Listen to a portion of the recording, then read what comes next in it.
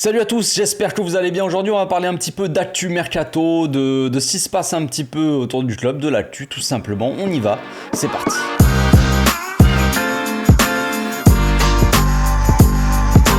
Au passage, n'hésite pas à nous rejoindre si c'est pas encore fait et à partager la chaîne autour de toi, ça fera plaisir à tonton. On va commencer par la news la plus importante, c'est-à-dire Brozovic. Brozovic, c'est dead, c'est mort pour le Barça. Brozovic ne viendra pas évidemment. Je pense que c'était un peu prévisible en soi. On s'est quand même bercé d'illusions pendant un certain temps, mais en soi, quand on regardait un peu la situation, on pouvait quand même on pouvait se dire que Brozovic, finalement, il se servait un petit peu du Barça pour avoir une offre un peu plus élevée en Arabie Saoudite. C'était un peu quand tu voyais les infos déjà, tu sentais que le mec, il attendait un petit peu le bif. Après, moi je ne lui en veux pas, évidemment. On peut pas en vouloir à un mec comme Brozovic de choisir l'argent plutôt qu'un club. C'est un choix, il fait ce qu'il veut. On est encore dans une démocratie, ce qui paraît. Brozovic avait dit, ou en tout cas c'est les infos qui étaient sorties, comme quoi il attendait une offre un peu plus élevée de l'Arabie Saoudite, sinon il viendrait au Barça. En tout cas il l'attendrait un peu. C'est pour ça qu'il a fait patienter, il a fait jouer un petit peu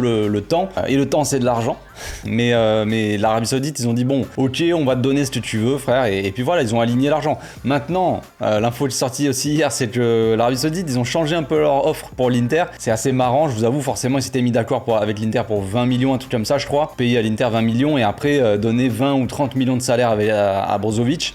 Et finalement, vu que le Barça c'est mort, et ben après ils ont changé leur offre. Finalement, ils ont dit bon bah les gars, maintenant on est seul à faire l'offre, donc on va baisser un petit peu l'offre. Donc c'est un peu, moi ça me fait rire. Voilà, c'est un peu le karma, je sais pas trop, mais bon, c'est marrant. Donc est-ce que c'est le Barça qui a qui a plus ou moins refusé, entre guillemets, pas vraiment refusé, mais dit à Brozovic laisse tomber frérot, on n'y arrivera pas, ou est-ce que c'est Brozovic qui a pas voulu attendre ou quoi, je ne sais pas, mais on peut le comprendre parce que dans tous les cas, ce qu'on savait, c'était que si on devait signer Brozovic, c'était un peu les infos, ils commençaient à nous pousser le truc, à nous dire ah, c'est de la faute de Kessié, regardez, si Kessié est vendu, on pourra acheter Brozovic. Donc les gens ils commencent à dire ah, faut que Kessié se barre, tout ça. Je dis pas que Kessié doit rester, mais ce que je veux dire c'est que on va pas commencer à refaire la même chose.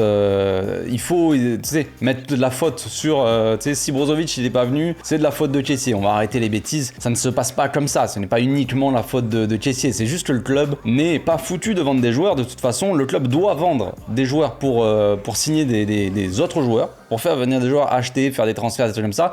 On a besoin de vendre des joueurs de base. Le Barça, on le sait, ne sait pas vendre. On le sait, c'est comme ça. Regardez ce qui s'est passé avec Memphis et tout ça. On a réussi à vendre Aubameyang, on ne sait même pas comment on l'a fait. 12 millions, genre. C'était assez incroyable, même si le prix du transfert n'est pas fou, mais tu m'as compris, en termes d'opération, c'était fou, incroyable. Mais le Barça ne sait pas vendre, Regardez Memphis, il voulait pas partir, il est parti après en hiver, là, tout ça. Et il nous a bloqué tout le mercato. Donc, on peut s'attendre un petit peu à ça. On peut s'attendre à quelque chose comme ça avec, encore une fois, avec certains joueurs qui ne veulent pas partir. On le sait, c'est comme ça. Il y a Sergio Roberto qui a reçu soi-disant une offre, pas officielle, on n'en sait rien au final, mais soi-disant, selon certaines infos, certaines sources, il a reçu une offre de l'Arabie Saoudite qui lui offre un salaire assez correct, j'ai envie de dire, pour le joueur. Ils offrent aussi 3 millions au Barça, j'ai envie de dire, mais on n'a même pas besoin de payer pour qu'il parte. T'imagines le délire? On est dans un monde fou, quoi. Donc on se dit, c'est let's go, c'est parti. C'est une bonne affaire pour nous. Et puis pour Sergio Roberto, bon, ok, peut-être que l'Arabie Saoudite, ce n'est pas Barcelone, évidemment, mais tu vas toucher un petit peu d'argent, tu vas jouer au football aussi, au lieu de t'asseoir sur le banc, tout ça. Mais non, Sergio Roberto, apparemment, ne veut pas bouger du club et il veut profiter. Écoutez bien ce qu'il a dit. Enfin, c'est pas ce qu'il a dit, hein, mais c'est l'info qui est sortie. Il veut profiter du capitanat.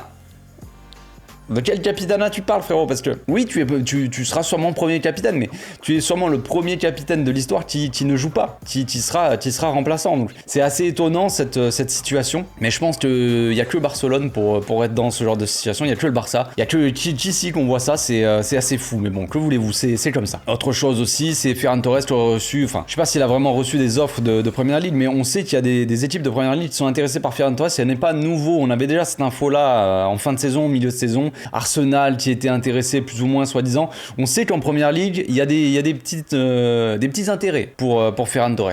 Peut-être même dans certaines équipes d'Espagne. Maintenant, est-ce qu'il y a des clubs qui veulent mettre le prix pour Ferran Torres? Est-ce qu'ils veulent vraiment l'acheter? Je ne suis pas sûr. Ça parle plutôt d'un prêt. On va se faire prêter Ferran Torres avec une option d'achat ou un truc dans le genre. Je ne sais pas ce qui va se passer, mais apparemment Ferran Torres, il a dit « Je suis bien à Barcelone, je suis en vacances ». Alors j'ai pas compris.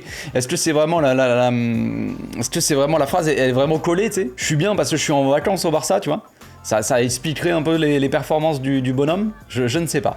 Mais en tout cas, il est bien, il est joyeux, il est heureux de vivre, il est à Barcelone, c'est la belle vie. Que voulez-vous? On a des joueurs comme ça, on a beaucoup de joueurs sur qui Xavi ne compte pas finalement, hein. Je pense que c'est assez clair, c'est ce qu'on a vu la saison dernière. Mais que voulez-vous? C'est comme ça, c'est la force de l'attraction du Barça, il y en a plein qui sont très fiers de ça et je le comprends, moi je suis très content aussi.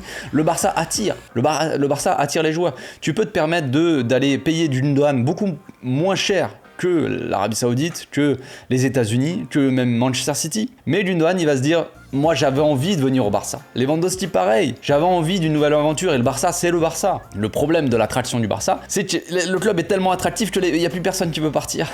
C'est un peu le revers de la médaille, mais que voulez-vous les amis, c'est comme ça. Donc bref, passons à un autre sujet quand même.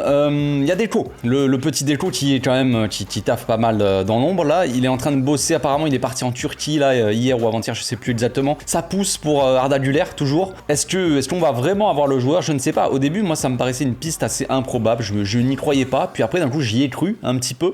Je me suis dit, finalement, le club est vraiment intéressé par le joueur. Il y a des pistes, soi-disant, ils sont numéro 1, tout ça. Après, voilà, on en discutait avec des abonnés. Il y a des abonnés qui me disent, non, il va partir en Allemagne, c'est ce que son père a dit, je sais pas quoi. Après, finalement, il va partir à Séville. Finalement, moi, j'ai jamais vu ces infos-là. Et ce que je vois, c'est que le Barça est toujours en pole position avec le Real et le Milan AC, je crois. Mais c'est le Barça qui serait le plus avancé. Deco, il est chaud patate. Il travaille de ouf sur le dossier. Et là, après, il y a eu des infos aussi, comme quoi il sortait que le père du joueur, il voulait de l'oseille. Il voulait une grosse commission. Et apparemment, il y a une autre info qui est sortie juste après qui disait que c'était finalement faux. Donc bon, il y a beaucoup d'infos qui sortent, les amis, sur le mercato. De toute façon, on est habitué à ça. Il faut essayer de faire un peu le tri. C'est pour ça que je sors pas des vidéos tous les jours non plus. Je me dis, il y a une info mercato qui sort, tu vas dire Brozovic va signer au Barça. Et puis le lendemain, d'un coup, bah non, Brozovic, done deal. Here we go.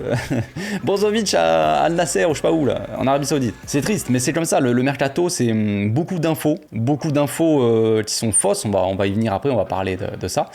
Et voilà, beaucoup trop d'infos comme ça qui viennent surcharger tout ça là-dessus. Et tu sais pas ce qui est vrai, ce qui est faux. Et tout peut se passer en fait. Tout peut aller tellement vite que c'est un peu compliqué forcément d'analyser tout ça. Il y a l'info qui est sortie aussi, notre info d'un média là, en Espagne qui dit, je crois que c'est Mas Pelota pour citer, qui a dit qu'apparemment Alemany, il en a marre qu'il y ait des infos qui sortent, il y a trop d'infos qui sortent, trop de vraies infos, on va dire, trop de trucs comme ça qui fuitent en gros du club, et ça lui plaît pas, ce qui est assez logique, j'ai envie de dire. Alors nous, on est content, on a des infos qui fuitent, ça nous donne un peu des pistes, mais concrètement, pour faire du bon taf, les amis, ça n'aide pas le club, ça n'aide personne. Matteo Alemany, il a poussé un petit coup de gueule au conseil d'administration, il a dit, il y en a marre que les infos elles fuitent, les gars, arrêtez vos conneries, arrêtez de vous faire payer des coups, des entrecotes par Gérard Romero, et fermez votre bouche un petit peu. Donc là, en ce moment, il y a des infos qui sortent, il y a tout et rien, il y a des campagnes aussi de propagande, sûrement des médias. On sait que les médias catalans, on sait qu'ils aiment bien les Catalans, et évidemment, donc Oriol Romeu, tout ça, on est habitué, mais après, moi je pense que c'est quand même la vérité. Je pense que le club est positionné là sur Oriol Romeu.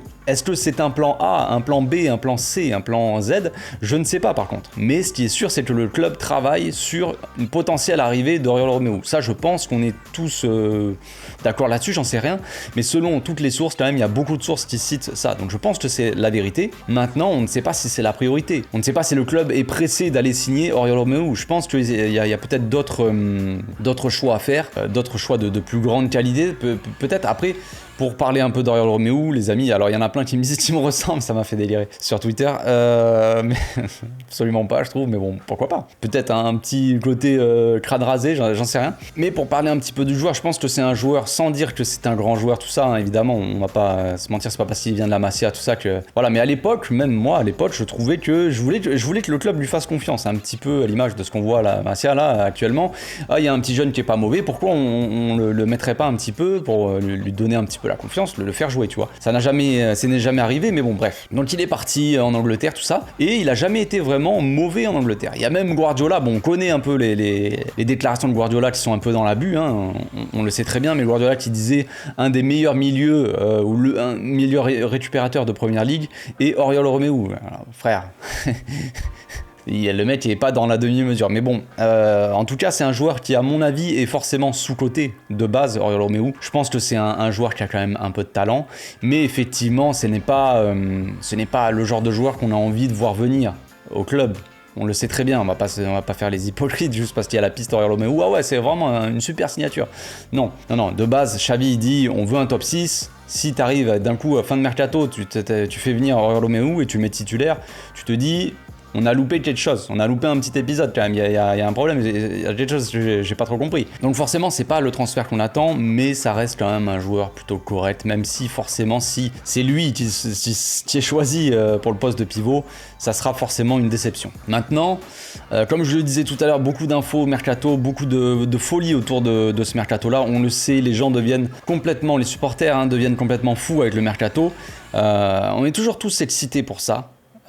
Par ça, je l'ai répété 50 fois, je l'ai dit plusieurs fois à chaque mercato, je l'ai dit les gars, on est tous excités, il y a plein d'infos qui sortent, mais la plupart des infos elles sont fausses, ou alors c'est des propagandes, comme je disais tout à l'heure, les médias catalans qui vont te pousser pour signer Oriol Romeu, alors que c'est peut-être pas la priorité du club, mais les supporters du coup ils se disent comment ça, Oriol Romeu, tu vois, nous on veut pas, tu vois, mais c'est pas parce que le média catalan dit on va signer Oriol Romeu que Xavi il est là, Oriol Romeu c'est mon gars, c'est mon frérot. Vas-y, photo avec lui, passe ses vacances. Non, il y a la réalité, la réalité, et après il y a ce que les médias ils sortent aussi comme info. Donc il y a beaucoup d'infos qui sortent dans ce mercato-là. Ce qu'il faut garder à l'esprit, les amis, hein, avant tout, on va se calmer, on va se détendre. C'est qu'on est quoi ? On est le 30 juin. On est le 30 juin.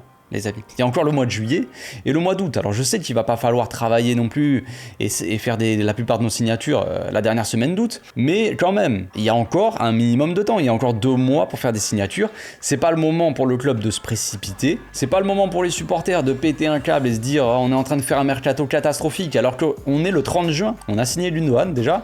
Inigo Martinez, apparemment ils veulent attendre son club Bilbao. Il voulait pas qu'il y ait une annonce de transfert avant le 30 juin. Ce qu'on peut comprendre, il est encore sous contrat jusqu'au 30 juin. Soit, c'est comme ça, ils vont annoncer Inigo Martinez, ça sera une bonne doublure, un bon joueur de rotation, voilà. Et puis après, le club, il faut qu'il travaille tranquillement encore, il va falloir bosser, mais il y a encore le temps. Il y a encore le temps. Dernière petite actu, Laporta, bon je vais pas parler de tout ce qu'il a dit hier parce que j'ai pas tout vu non plus, mais Laporta hier il est passé à la télé, sur eSport 13, télé catalane, il a parlé un petit peu, il s'est exprimé sur pas mal de sujets, mais moi j'ai retenu un truc qu'il a dit, c'est qu'il a parlé des jeunes de la Masia. Donc il a dit, ce serait dommage de faire des transferts, d'acheter des joueurs et de gâcher un peu la progression de certains jeunes milieux, je crois qu'il a dit, il parlait de milieu, de la Masia. Donc ça c'est quelque chose que je trouve assez intéressant parce qu'au milieu de terrain dans l'équipe B on a Casado par exemple, alors ça parle d'Oriol Romeu, de je sais pas qui, mais quand même derrière on a un mec comme Casado qui pourrait avoir sa chance. Je dis pas qu'il doit être titulaire, forcément, c'est un jeune. Il vient à peine de démarrer, il a fait une seule saison avec la B. Je dis pas qu'il faut arriver la saison prochaine qu'il soit titulaire. Mais chacun doit avoir sa chance de démarrer. Regardez Busquets quand il a démarré. Je dis pas que Casado a le talent de Busquets, absolument pas. Mais voilà, il faut donner un peu la chance aussi au produit et voir ce qui se passe. Casado peut être une bonne doublure. Si on fait un transfert style Oriol Romeu, il faudra forcément une doublure. Le gars peut pas enchaîner, on va pas abuser non plus. Donc pourquoi pas faire un petit peu un minimum confiance à la Masia dans ce monde qui est géré par l'argent. Pourquoi pas revenir à notre philosophie de base, hein, concrètement. Ça serait quand même assez intéressant de faire ça. Par contre, ce que je trouve pas logique dans le discours de Laporta, c'est faisons confiance à la Masia et mettons des jeunes. Mais Ça marche que pour les milieux, parce que oui, on a Garrido, on a Casado par exemple, avec la B, on a Pau Prime qui est chez les juvéniles, qui a un profil très intéressant aussi pour le poste de pivot. On en a plein d'autres, on a Hector Fort en latéral droit, on a pas mal de monde. Mais pourquoi parler de freiner l'ascension, on va dire, des jeunes, tout ça, alors que dans le même temps, tu as des infos qui sortent comme quoi on pourrait prendre Orlomeu et leur céder Estanis, par exemple Pedrola. Stanis qui est un ailier qui fait une saison assez bonne avec la B, qui a fait une très bonne saison, qui a fait des bonnes choses, qui mériterait peut-être de rentrer dans la rotation avec l'équipe A ou je ne sais pas, et qui a un talent certain dans la percussion, tout ça, qui a un profil d'ailier qu'on n'a pas forcément au club. Pourquoi ne pas lui faire confiance à lui, par exemple? Pourquoi vendre Alarcon? Pourquoi là, bon, Arnaud Tenas, ça va, on l'a prolongé, machin. Pourquoi laisser partir Arnaud Tenas de base? Pourquoi autant de jeunes actuellement avec la Masia sont en train de partir du club? Tu vois, le discours, il est pas trop logique, je trouve. Parce que dire ça, il faut faire confiance pour le poste de milieu, par exemple, parce qu'il devait parler du poste de pivot à ce moment-là. Oui, mais n'allons pas acheter n'importe qui. On peut faire confiance à des jeunes dans la Masia. Oui, mais ça marche pour pour tous les postes, pour tous les types de joueurs, tous les profils. Alarcon, je dis pas qu'il méritait de venir dans la rotation, d'être titulaire au bout d'un moment, j'en sais rien, je sais pas ce qu'il peut devenir en soi. J'ai pas vu beaucoup jouer Alarcon. Mais par exemple, on est en train de faire le forcing pour signer Victor Roquet, alors qu'il y a Alarcon qui va partir sûrement. Alarcon, ils vont le dégager. Ils vont forcément aussi... Il y a Marc Dieu aussi. Marc Diou, qui est chez les juvéniles, je crois, si je ne me trompe pas, je crois que c'est lui, il y a tellement de jeunes qui est un jeune qui a joué avec les U17, je crois, d'Espagne, là, qui est plutôt un bon joueur, un bon attaquant. Il y a Hugo Alba, il y a plein de joueurs. Il y a Arnaud Pradas, il y a, je sais plus, il y a plein d'attaquants. Ces joueurs-là, Dani Rodriguez aussi, qu'on avait vu au Japon, là. Il y a plein de jeunes comme ça, on les a quasiment jamais vus avec la A, tu vois. Pourtant, on essaie de signer des attaquants, des mecs comme ça. Donc le discours, moi je le trouve intéressant de Laporta, mais je le trouve pas très logique par rapport à quand on regarde la situation tout simplement. Voilà, je pense que je vais m'arrêter là, je pense que j'ai fait le tour les amis. Détendez-vous, prenez une petite camomille, une petite tisane, là on va se détendre, le mercato commence pour moi, on est plus proche du début du mercato que de la fin. Donc on va regarder ça calmement, on a beaucoup d'infos qui sortent, on va essayer de trier ça, de regarder ce qui se passe et on analysera le mercato, on parlera de ce mercato là quand il sera fini, quand il sera bouclé. Là on pourra parler, voilà. Avant, on peut juste regarder et attendre et essayer de pas trop péter un plomb tout simplement. On se retrouve bientôt pour une nouvelle vidéo, d'ici là portez-vous bien, passez une très bonne journée, ciao.